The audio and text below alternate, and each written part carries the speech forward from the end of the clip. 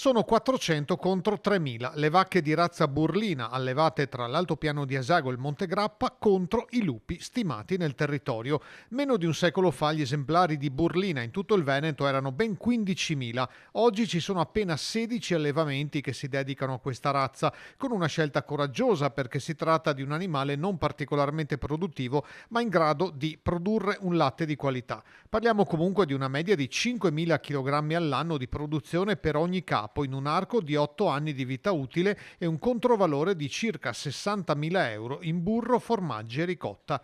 Ogni vacca che viene uccisa, e succede sempre più spesso, comporta quindi un importante danno economico, ma anche affettivo. I malghesi conoscono uno ad uno i propri animali, chiamandoli per nome, spesso con appellativi familiari e colloquiali. Si chiamava Minnie, come il personaggio della Disney, e aveva meno di un anno di età la burlina predata nei giorni scorsi in piena notte nel pascolo di Malgamazze Superiori a Lugo di Vicenza. A nulla sono servite le ronde notturne che il gestore Paolo Dalla Palma ha iniziato a fare percorrendo i prati in lungo e in largo per integrare i sistemi sonori e luminosi di difesa dai predatori carnivori. Stavolta non sono riuscito a proteggerla, ha detto con rammarico, lamentando il fatto che gli animalisti siano tutti dalla parte dei predatori e non pensino affatto alle prede. In questo caso, con una razza ridotta ormai a poche centinaia di capi, anche la lotta per la biodiversità sembra impari e ai malghesi, già provati dal duro lavoro quotidiano, tocca anche sopportare, quasi inermi, le ripetute predazioni che stanno segnando questa lunga estate.